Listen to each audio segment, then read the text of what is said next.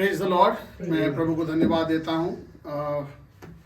हम थोड़े से लोग हैं और काफ़ी कुछ प्रचार कर दिया गया है।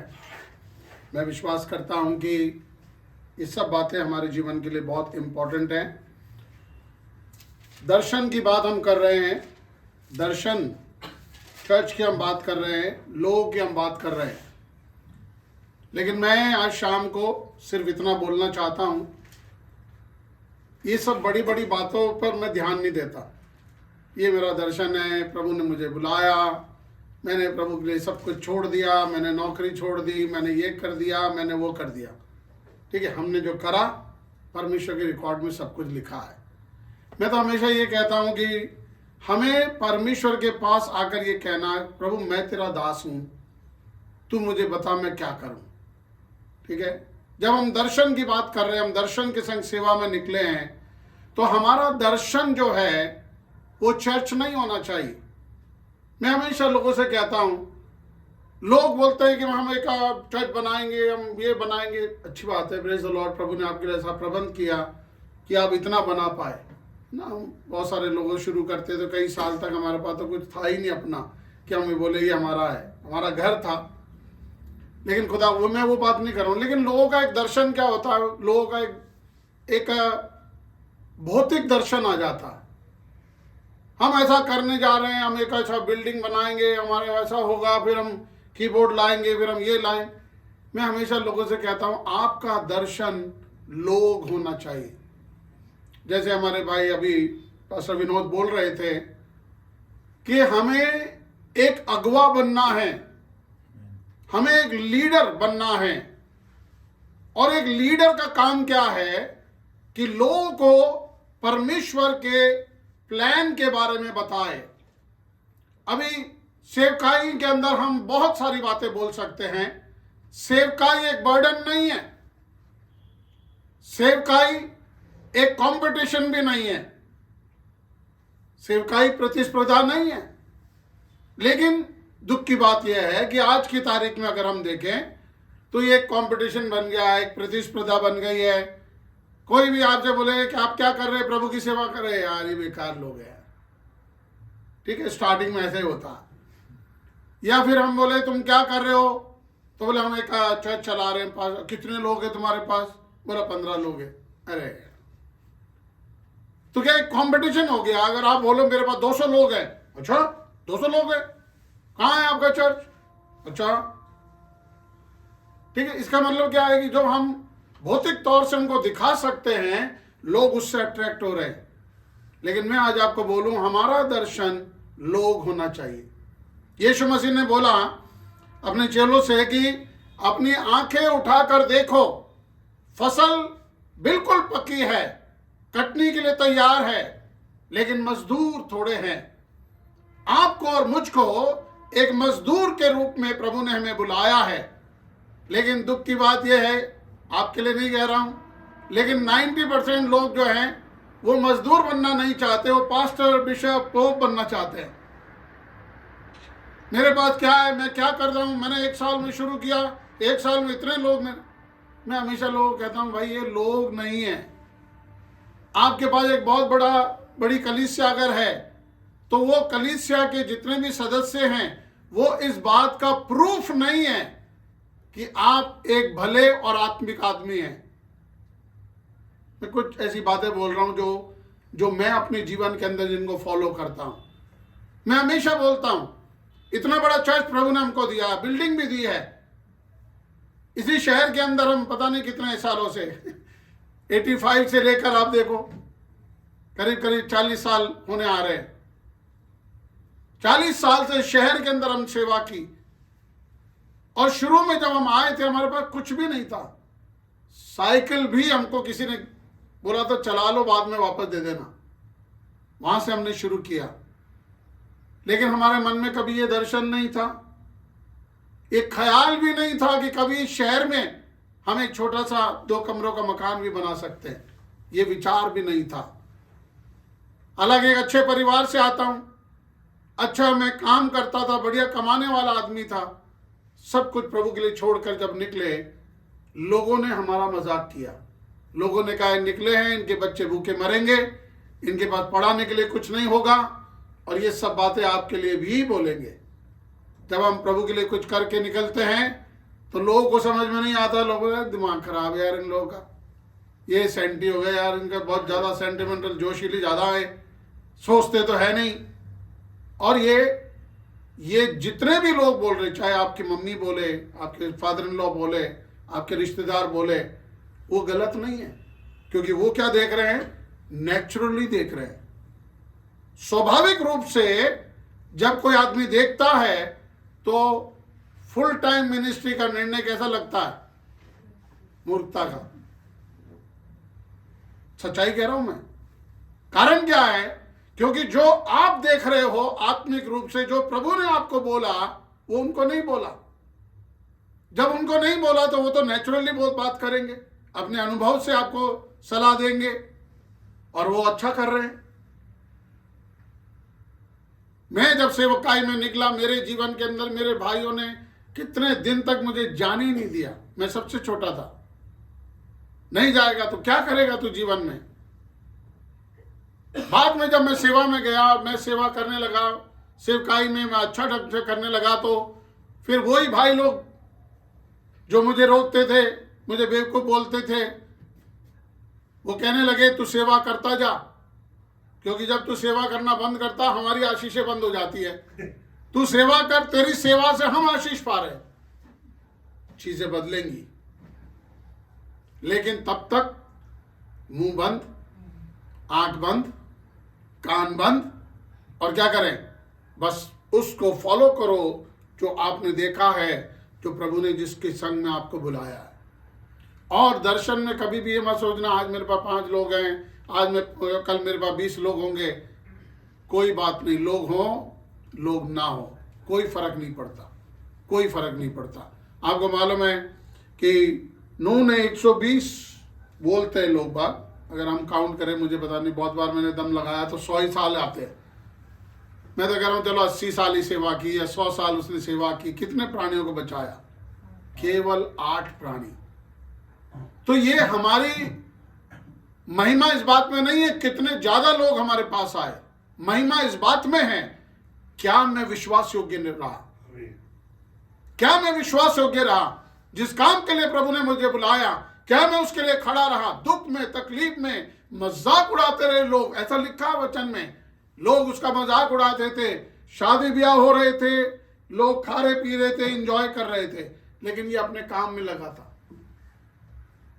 और एक दिन आया, सारे लोग भाग कर आए, बोले यार बुद्धिमान तू था, हम मूर्ख थे, अब तो दरवाजा खोल दे।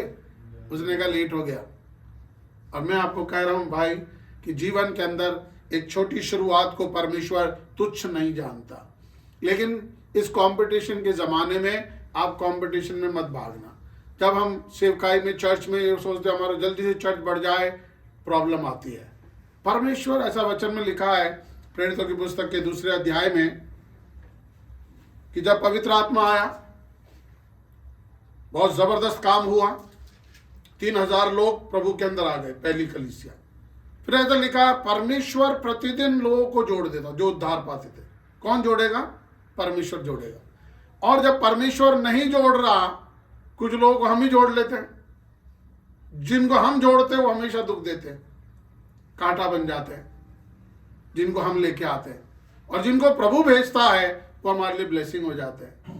तो मैं प्रभु को धन्यवाद देता हूँ। अभी एलिस ने जो वचन पढ़ा अभी नेहमिया से, अभी टाइम नहीं है क्योंकि हम थोड़े से लोग हैं, इतना प्रचार करने में भी कोई मतलब नहीं है। मैं कुछ इम्पोर्टेंट बात बोल रहा हूँ आपको। इम्पोर्टेंट बात क्या है? उसने पढ़ा 2 का 20 पढ़ा, उसने पहला भाग पढ़ा, उसने वहाँ यूँ लिखा है, तब मैंने उनको उत्तर देकर उनसे कहा, स्वर्ग का परमेश्वर हमारा काम सफल करेगा। ठीक है, एक भाग क्या है? मैंने उत्तर देकर ये कहा कि स्वर्ग का परमेश्वर हमारा काम क्या करेगा? सफल करेगा। इसलिए हम कमर बांध कर बनाएंगे। लेकिन इंपॉर्टेंट बात अब बोल रहा हूं, परंतु यरूशलेम में तुम्हारा ना कोई भाग, ना कोई हक और ना कोई स्मारक होगा। हालेलुया। मैंने क्या कहा? हम जब दौड़ते अकेले, जब महिमा पाने लगते हैं तो सब लोग उसमें शामिल होते हैं। अभी ये विरोध कर रहे हैं, संबलत तो भी बोले क्या कर रहे हो तुम, राजा के विरोध में काम करोगे, अभी ये सब बातें होंगी, क्या कर रहे हो तुम, धर्म परिवर्तन कर रहे हो। अभी तो ये सब बैठे यहाँ पे, तो बोले हाँ अर्पित भाई करो करो, तो यही बोल देंगे यार अर्पित भाई थोड़ा ध्यान करो यार, हम भी यहाँ रहते हैं यार, हमारे लिए रिस्क मत करो। मुझे नहीं मालूम, हाँ समय आता, लेकिन जो लोग सेवा में कमर बांध कर मेरे संग काम कर रहे हैं, उनका नाम और उनका स्मारक यहाँ पे रहेगा। फिर जब मैं बाइबल को अलग तरीके से पढ़ता हूँ, मेरे को ऐसा लगता है कि वाह भाई। तो अगर आप तीसरे अध्याय में से शुरू करें पढ़ना भाई जरा। तब एलियाशिब महायाजक ने अपने भाई याजकों समेत कमर बांधकर भेड़ फाटक को बनाया। हाँ, उन्होंने उसकी प्रतिष्ठा की और उसके पल्लों को भी लगाया जी, और हम्या नामक गुम्मट तक वरन हन्नेल के गुम्मट के पास तक उन्होंने शहर पनाह की प्रतिष्ठा की। उससे आगे यरीहो के मनुष्यों ने बनाया और इनसे आगे इमरी के पुत्र जक्कुर ने बनाया। बस पढ़ते रहना, बहुत सारी चीजें हैं। कई बार आपको ऐसा नहीं लगता कि यार ये क्या बाइबल में क्या है, क्या डाल दिया खुदा ने। बाइबल कहती है कि परमेश्वर ने अपने वचन को अपनी आत्मा के द्वारा लिखवाया।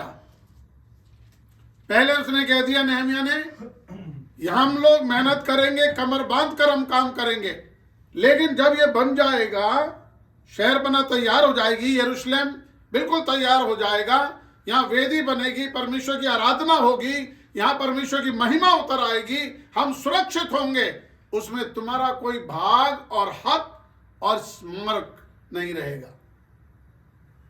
तो कभी कभी हम खाली इतना बढ़ गया, इतना से लिखा है, लेकिन यहाँ पे एक एक आदमी का नाम, एक एक परिवार का नाम लिखा है, यहां से लेकर यहां तक फलाने ने बनाया। आपको और मुझे कैसा लगता है क्या, जब आप बाइबल पढ़ोगे तो आपको क्या लगता है? कई बार हम बाइबल पढ़ते हैं, जो नए लोग पढ़ते हैं वो तो इसको पढ़ते ही नहीं, बोले पुराने लोग भी पढ़ते हैं कि यार ये नाम से क्या लेना देना अपने को। लेकिन यही तो इंपॉर्टेंट बात है, एक दिन स्वर्ग में आपका और मेरा नाम लिखा होगा। एक दिन होगा, परमेश्वर कहेगा कि मैं इनाम देने जा रहा हूं, इन लोगों के नाम लिखो। मैं कई लोगों को बोलता हूं, भाई तू गलत जगह अपना नाम लिखवा रहा है, गलत जगह अपना नाम लिखा रहा। मालूम है गलत जगह क्या है?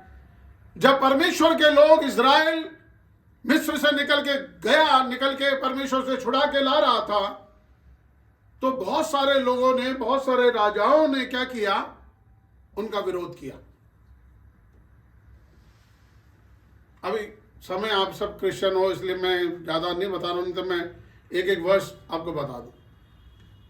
परमेश्वर ने जब राजाओं को तैयार किया, सबसे पहले शाऊल को उसने कहा जाके उन लोगों को सत्यानाश कर और उनमें से किसी चीज को मत बचाना। कारण यह है, जब मेरे लोग निकल के आ रहे थे, रास्ता नहीं दिया, इन्होंने उनको रास्ता नहीं दिया, वरन उनको पानी तक नहीं पीने दिया।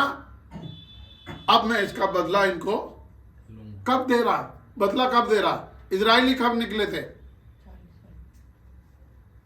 अगर आप टाइम ड्यूरेशन देख लो, 600 साल। मैं आज आपको कह रहा हूं, परमेश्वर के काम को आज जो हो रहा है ना, उस पर दृष्टि मत डालो। आज से 20 साल बाद, आज से 50 साल बाद परमेश्वर आपको, आपके वंश को आशीष दे सकता है। परमेश्वर रिकॉर्ड रखता है, परमेश्वर के पास रिकॉर्ड लिखा है, अच्छे काम का और बुरे काम का। कई लोग आते हैं हमारे पास, हमारे संग जुड़ भी जाते हैं, कई लोग आते हैं हमको धोखा भी देके जाते हैं, आपको भी देंगे, दिया भी होगा आगे आगे। जिनकी आप मदद करते हो वही आपके विरोध में खड़े हो जाते हैं। कई बार तो बड़ा गुस्सा आता कि यार ये इनका दिमाग खराब है, लेकिन मैं ये दुआ करता, प्रभु उस लिस्ट में इनका नाम मत लिखना। मेरी दुआ ये रहती है, लेकिन परमेश्वर मेरी प्रार्थना को सुनेगा ये मुझे नहीं मालूम, क्योंकि परमेश्वर के वचन में ऐसा लिखा है, जो भलाई के बदले में बुराई करता है उसके घर से कभी बुराई दूर नहीं होती। सो मैं आज आपको सिर्फ इतना बोल रहा हूं, सेवा तो अर्पित कर रहा, या अर्पित और शिफाली दोनों मिलके कर रहे हैं। आप लोग अगर उनकी कोई मदद ना करें तो कोई बात नहीं, पर इस काम के लिए टेढ़ा काम मत करना। ऐसा मत करना यार इस काम को रोक दें। अगर आपसे भला नहीं होता तो बुरा भी मत करना, चुपचाप रहना। अगर आपने इस काम के लिए अपने हाथ को बढ़ाया, परमेश्वर आपको आशीष देगा, और वो कैसे देगा हमें नहीं मालूम। इसलिए मैं हमेशा कहता हूं मुझे नहीं मालूम खुदा के तरीके। बाइबल में कुछ आयतें हैं, मुझे बहुत अच्छा लगता है कि एक किसान बीज को लेता है, बो देता है और रात को जाकर सो जाता है। सुबह जब उठता है तो कोपले और फिर पत्तियां और फिर डालियां निकलती हैं। ये सब कैसे रात में बदल जाता है कोई नहीं जानता। एक औरत के पेट में जो बच्चा पलता है, रातों रात कैसे उसकी हड्डियां बनती जाती हैं कोई नहीं जानता, खुदा जानता है। इसलिए उसने कहा, मेरे पैदा होने से पहले दाऊद कहता है 139 में कि तू मेरे बेडौल तत्व को देखता था और मेरे अंग जो बनते जाते थे एक एक तेरी पुस्तक में लिखे हुए। तो मैं आज आपको ये कह रहा हूं, जब हम खुदा के काम को जानते ही नहीं है तो पंगा क्यों ले खुदा से। अगर पंगा कुछ करना ही है तो खुदा को सपोर्ट करो। समझ में आवे ना आवे, अर्पित चल हम तेरे साथ है, कोई बात नहीं। अर्पित को एक चाय पिलाना, एक टाइम खाना खिलाना, 100 रुपए 200 रुपए आपके पास है दे देना, कोई बात नहीं। चलो अर्पित ज्यादा हम नहीं आ पा रहे, कोई बात नहीं, इतना हम करेंगे तेरे लिए। आपको नहीं मालूम, बाइबल कहती है परमेश्वर का संदूक जब लाया जा रहा था दाऊदपुर में, आपको मालूम है घटना हो गई, तो बीच में उन्होंने सोचा अभी इसको हम कहाँ रखें। तो उन्हें एदेदोम नाम के एक आदमी ने बोला, सर प्लीज मेरे घर में रख दो। तो उसके घर में ले जाके परमेश्वर का संदूक रख दिया। द प्रेजेंस ऑफ गॉड, परमेश्वर की उपस्थिति। आज जब बबलू भाई आपको भी मालूम नहीं है, आपको ऐसा लग रहा है हमने ऊपर एक चर्च के लिए कमरा बनाया, हमने कह दिया ऐसा कर दो, हमने कहा ये छत हम लगाएंगे, हम इसमें मेहनत कर लेंगे, ये लगा दिया हमने, ये लगा दिया। आपको मालूम नहीं आप क्या ला रहे हो अपने घर में, नहीं मालूम आपको। आप समझने की कोशिश भी करो ना, रफ आइडिया में है क्या हमने खुदा के लिए कुछ, चलो ठीक है हम इतना कर पाए उतना ही। लेकिन ऐसा लिखा है 3 महीने में ऐसा हुआ कि एबेदेदोम की जितनी संपत्ति थी वो बढ़ती गई बढ़ती गई बढ़ती गई और बड़ा धनी हो गया, बड़ा धनी हो गया। और दाऊद और मतलब इतना धनी हो गया कि लोग जलने लग गए। जब लोग जलने लगे तो उसने आकर दाऊद को बोला कि परमेश्वर का संदूक तूने वहां रखा, वो आदमी तो धनी होता जा रहा है। दाऊद ने कहा अच्छा ऐसी बात है क्या, चलो उसको अपन लेके आएंगे। और फिर वो गया और आपको मालूम है दाऊदपुर में लेके आया। और जब वो आ रहा था दाऊद तो इतना खुशी में नाच रहा, बहुत आनंद से नाच रहा था। और जब वो नाच रहा था उसकी पत्नी ने ऊपर से देखा और ऐसा लिखा उसने अपने मन में उसको तुच्छ जाना। मैं सिर्फ जो आपको बोल रहा हूं वो क्या है, हमारा एक वर्ड, हमारा एक विचार हमारे लिए समस्या पैदा कर सकता। और जब दाऊद आया सबको इनाम देकर बीबी के पास आया तो बोला वाह, इजराइल का राजा जब अपनी दासियों के सामने, लौंडियों के सामने बिना कपड़े के, बिना मतलब राजवस्त्र के नाच रहा था, कितना सुंदर लग रहा था। दाऊद का जवाब क्या था, जिस परमेश्वर ने मुझे चरवाह से उठाकर राजा बनाया उस परमेश्वर के लिए मैं ऐसा ही करूंगा, वरन इससे भी ज्यादा नीचे जाकर नाचूंगा। और इस कारण परमेश्वर ने बोला तेरा वंश, तेरे वंश में तेरी राजगद्दी सर्वदा बनी रहेगी। लेकिन उसकी पत्नी मिकाएल को बोला तो जीवन भर बांझ रहेगी। तो हम खुदा के काम को नहीं जानते, इसलिए मैं कहता हूं हम थोड़े से लोग हैं, इसलिए मैं कह रहा हूं जितना भी आपसे बने सपोर्ट करो, हाथ लगाओ खुदा के काम के लिए, प्रार्थना करो, अपना सारा काम पहले से निपटा लो और आके यहाँ बैठो। आपको चर्च में आना है। क्यों आना है? कई बार बोले ना हम तो सीएनआई के, हम क्यों आए पेंटिकोस्टल चर्च में, ये तो पेंटिकोस्टल चर्च चला रहा, हम तो सीएनआई मेंबर है। अरे आप कोई से भी चर्च के मेंबर हो, एक अन्य जाति जब आएगा तो वो आपका चर्च नहीं पूछेगा, आपका डिनोमिनेशन नहीं पूछेगा, आपका विश्वास नहीं पूछेगा। बोलेंगे यार ये आपके ये मामा जी जो है, मामा जी माफ करना, मामा जी जो है वो भी क्रिश्चियन है ना, हाँ फिर चर्च क्यों नहीं आते? हमारे पास जवाब नहीं बताने के लिए क्यों नहीं आते। अन्य जाति हमसे पूछते हैं वो भी तो क्रिश्चियन है ना आपके, वो क्यों नहीं आते चर्च? इसलिए मैं आज आपको कह रहा हूँ रिश्तेदारों, सावधान रहो, आओ हेल्प करो मिनिस्ट्री के लिए, क्योंकि आपका छोटा सा किया गया कार्य खुदा के लिए बड़ी बरकत आपके परिवार के लिए ला सकता है। यहाँ पे इसने कहा कि हमारा काम तो परमेश्वर क्या करेगा? नहीं, मैंने कहा हमारा काम तो क्या करेगा? खुदा सफल करेगा। अब तुम सोच लो भाई, तो अर्पित तुम्हारा काम तो मिनिस्ट्री तो क्या होगी? सफल होगी।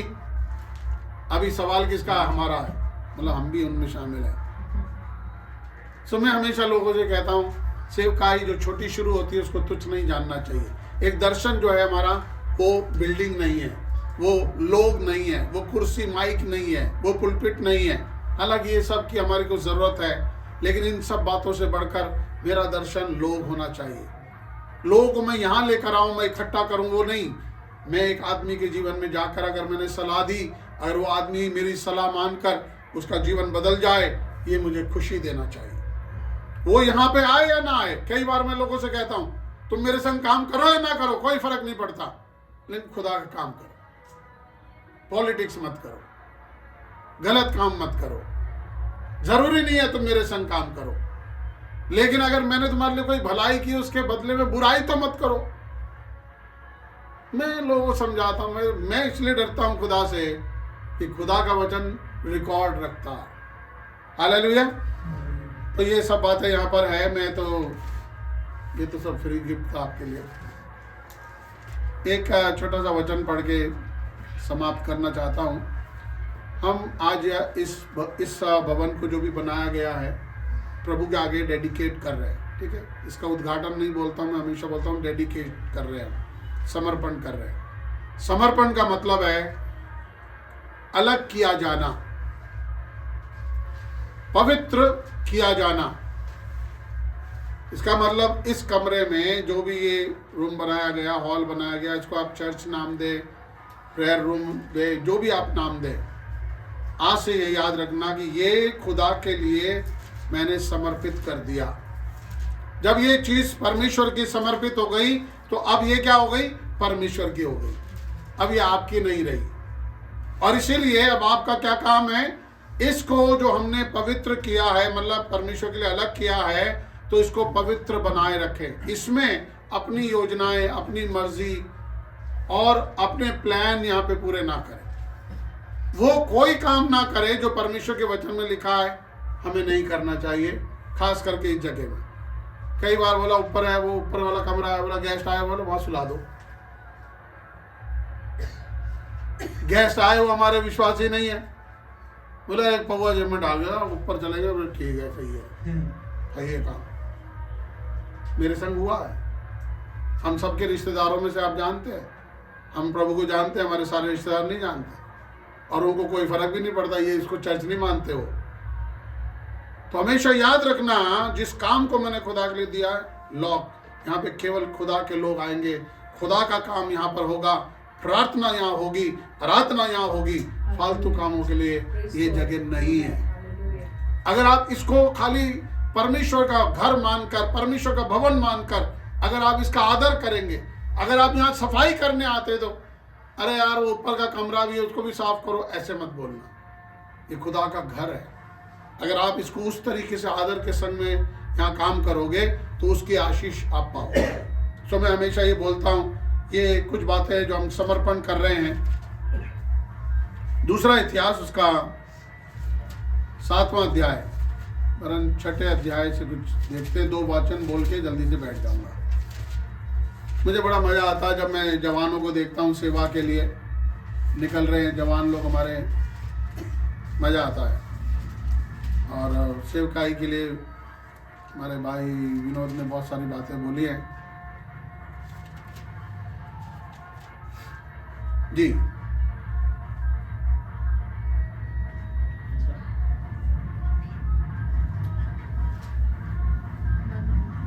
मैं सेलेक्टेड वर्ड एक दो ही पढ़वाना चाहता हूँ, इसलिए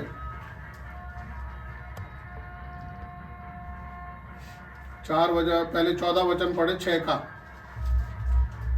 हे यहोवा, हे इज़राइल के परमेश्वर, तेरे समान न तो स्वर्ग में और न पृथ्वी पर कोई ईश्वर है।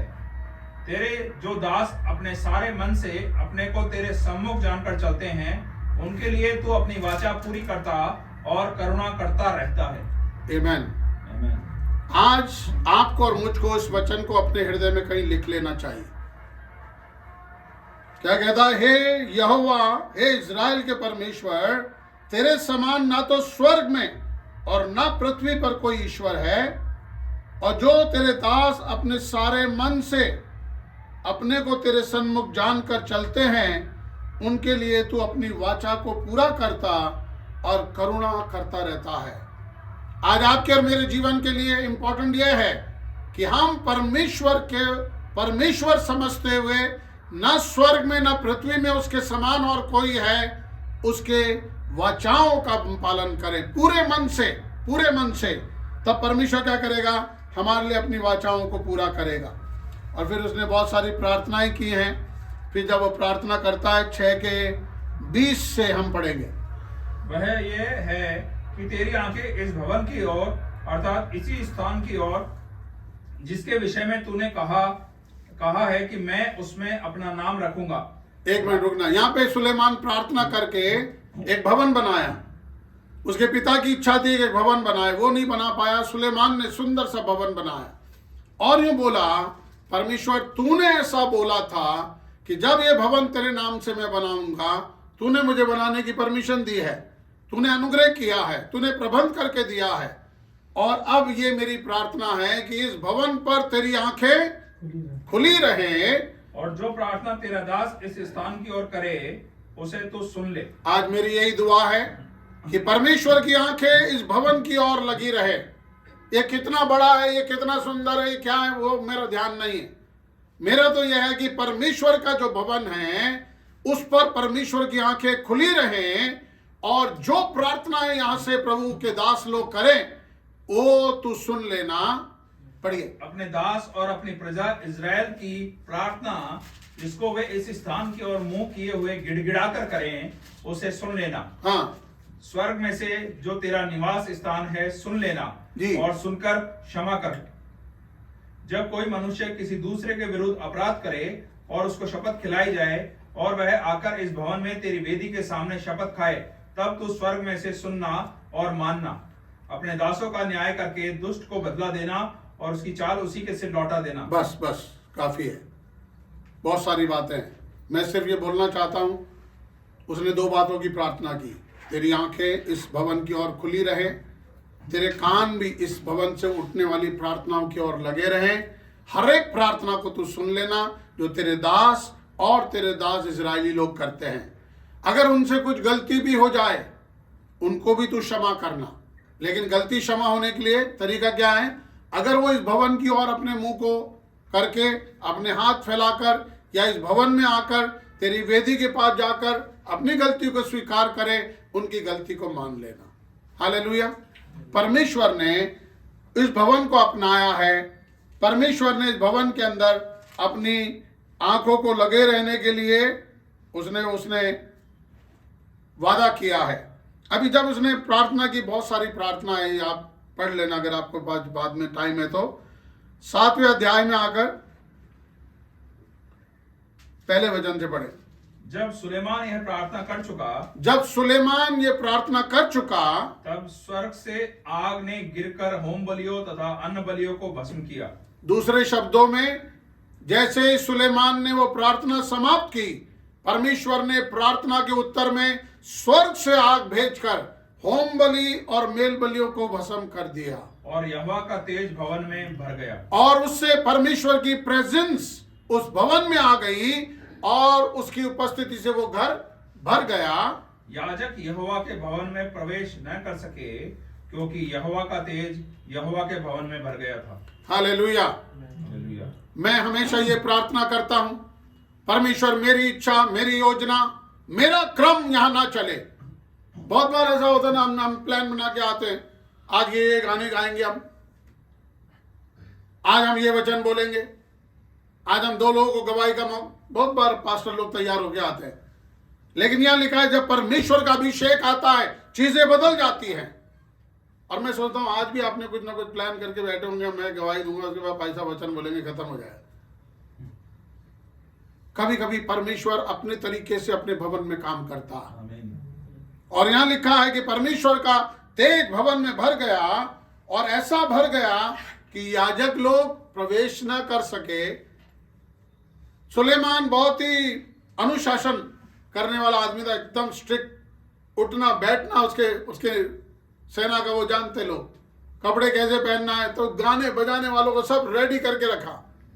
लेकिन जैसे ही परमेश्वर का तेज उस भवन में आया, सब औंधे मुंह गिरकर दंडवत करके वहां पड़ गए, और किसी की हिम्मत नहीं हुई कि परमेश्वर के उस प्रेजेंस के अंदर घुस जाए। मैं आज ये प्रार्थना करना चाहता हूं इस घर के लिए, इस भवन के लिए जो परमेश्वर के लिए आपने तैयार किया। कठिनाइयों से बना होगा, बहुत मेहनत आपने की है, ये सारी मेहनत बिल्कुल बेकार हो जाएगी अगर परमेश्वर की प्रेजेंस यहाँ ना आए। तो आज रात हम लोग ये प्रार्थना करने जा रहे हैं, परमेश्वर तेरी आंखें इस भवन की ओर खुली रहे, तेरे कान यहां से उठने वाली हर एक प्रार्थना को सुन ले, और परमेश्वर तेरे शकेना से इस घर को भर दे, ऐसा भर दे कि यहां हम अपने क्रम में अपनी योजनाओं के अनुसार नहीं, लेकिन केवल तेरा आत्मा जो चाहे यहां पर होने पाए। हालेलुया। और सुलेमान की प्रार्थना को सुनकर परमेश्वर ने वैसा ही किया। तो आइए हम मिलकर हम इस भवन को प्रभु के आगे डेडिकेट करेंगे। मैंने कहा जितना भी वचन हम बोले कम है, लेकिन ऐसा लिखा है भजन 91 में, जो परम प्रधान के छाए हुए स्थान में बैठा रहे वो सर्वशक्तिमान की छाया में ठिकाना पाएगा। आज आपका और मेरा काम यह है कि हम परमेश्वर के छाए हुए स्थान में बैठे रहे, और हम ये प्रार्थना कर रहे, परमेश्वर स्थान को तेरी छाया से ऐसा भर दे, तेरे शकेना से ऐसा भर दे कि प्रभु यहाँ पे जो भी आए, जो भी प्रार्थना यहाँ की जाए, जो भी प्रभु यहाँ पर लोग आए, उन पर तेरी आंखें लगी रहें। हालेलुया। ओ रिखबदरा बलबा शंदरा बलबा सगदरा बलबा। Hallelujah, hallelujah, hallelujah. प्रभु ये भवन को इन्होंने कष्टों के संग बनाया, बड़े परिश्रम के संग बनाया। प्रभु जी इन्होंने अपने हाथों से इसको सजाया है, हाथों से इन्होंने परिश्रम किया है। शायद उनके पास इतना धन नहीं था कि और भी वो बहुत सारी बातों को करना चाहते हैं। मैं प्रार्थना करता यीशु के नाम से उनके सारे मनोरथों को पूरा कर, जो कुछ भी भवन में वो करना चाहते हैं वो करने पाए। उससे पहले हम ये दुआ करते हैं, तेरे शकेना से इस घर को भर दे, तेरी प्रेजेंस से इस घर को भर दे। यहाँ पे इनकी मर्जी नहीं, केवल तेरी मर्जी पूरी हो जाए। हम ये दुआ करते, तेरी आंखें भवन की ओर लगी रहे, तेरे कान इनकी विनती की ओर लगे रहे, इनकी कोई प्रार्थना अनसुनी ना करना। अगर इनसे गलती भी हो जाए, अगर तेरे सामने आके क्षमा मांगे, इनको क्षमा करना। और हम दुआ करते फिर से रेस्टोर करना, फिर से पुनर्गठित करना, फिर से दौड़ने का बल प्रदान करना। हम दुआ करते एलिया के समान, प्रभु जी जब ये थक जाए, तेरा दूत इनको सामर्थ प्रदान करे, तेरा दूत इनके लिए प्रबंध करके दे, इनकी रोटी के लिए प्रबंध करके दे, इनकी अगुवाई करने पाए। हालेलुया। हम दुआ करते अर्पित के लिए, शिफाली के लिए, जब उन्होंने एक बड़ा निर्णय लिया है अपने जीवन में कि वो प्रभु तेरे काम को करना चाहते हैं और एक लीडर बनना चाहते हैं, ताकि लोगों के जीवन को सलाह दे सके। मैं प्रार्थना करता हूँ अभिषेक उनके जीवन में उतर आए, कि लोग उनके पास आए। प्रभु यशाया 61 में जैसे लिखा है कि तेरा प्रकाश ऐसा आ जाएगा कि लोग तेरे आरोहण के लिए, राजा तुझसे सलाह मांगने के लिए आएंगे। वो अभिषेक में उन दोनों के लिए मांगता, और मैं दुआ करता हूं उनके जीवन में ऐसा अभिषेक आ जाए कि लोग उनको ढूंढते हुए आए, लोग उनसे सलाह मांगे, लोग उनसे प्रार्थना करवाएं, लोग उनके द्वारा आशीष को प्राप्त करें, हमारी दुआ है। वो शकेना को इतना गहरा कर दे, उनके प्रकाश को इतना चमका दे कि लोग उनकी ओर आकर्षित होकर आ जाएं। ये मेरी प्रार्थना है। इस पूरे क्षेत्र को हम तेरे हाथों में सौंपते हैं प्रभु। ये अनटच एरिया है, हमें मालूम है इन दिनों बहुत सारे काम शैतान कर रहा है। हम शैतान के कामों को देखना नहीं चाहते, उस पर ध्यान करना नहीं चाहते। कितना विरोध है, कितना प्लान कर रहा है वो विरोध का, हम उसकी ओर ध्यान नहीं देते। तूने कहा मैं अपनी कलीसिया बनाऊंगा, और आज रात वो सामर्थ को हम रिलीज करते हैं। अर्पित और शिफाली दोनों नम्रता से तेरे सामने रहे, घुटनों के बल चले प्रभु, तेरे सामने घुटनों पे बैठे रहे, तुझसे सलाह पाकर हर एक काम करने पाए। आने वाले दिनों में एक बड़ी सेवकाई हम यहाँ से प्रारंभ होते हुए देखना चाहते हैं प्रभु। ये छोटा भवन है, हम जानते तू इनको और भी बड़ा भवन दे सकता है, बड़ा चर्च दे सकता है। कई चर्च को स्टार्ट करने के लिए इनको बल प्रदान कर सकता है। वो अभिषेक उनके जीवन में बना रहे। आज तेरे दास होने के नाते त्रिएक परमेश्वर के नाम से, पिता पुत्र पवित्र आत्मा के नाम से इस भवन को हम डेडिकेट करते हैं। आज से तेरी उपस्थिति यहाँ बनी रहे। आज से प्रभु तेरी उपस्थिति को ये महसूस करें, जो यहाँ पर आए तेरी प्रेजेंस को महसूस करें, और जो भी बीमार आते वो छुटकारा पाए, मुश्किल में लोग आते वो उनकी मुश्किलें ठीक हो जाएं। मेरी दुआ है हर एक इनकी आवश्यकता जो जिस्मानी है, मानसिक है, आत्मिक है, आर्थिक है, पारिवारिक है, व्यक्तिगत है, तेरे स्वर्गीय भंडारों से पूरा करना। किसी भली वस्तु की घटी इनके जीवन में कभी ना होने पाए। तेरे नाम से हम आशीष बोलते हैं, आशीष बोलते हैं। धन्यवाद, हमारी प्रार्थनाओं को तूने सुना। यीशु के नाम से हम मांगते हैं, धन्यवाद धन्यवाद धन्यवाद। सारी आशीषों के सोते धन्यवाद धन्यवाद धन्यवाद धन्यवाद। सारी आशीषों के सोते धन्यवाद। सारी आशीषें आती ऊपर से। हालेलुया, धन्यवाद धन्यवाद धन्यवाद। सारी आशीषों के सोते धन्यवाद। Thank you. वापस अर्पित के हाथ में देते हैं।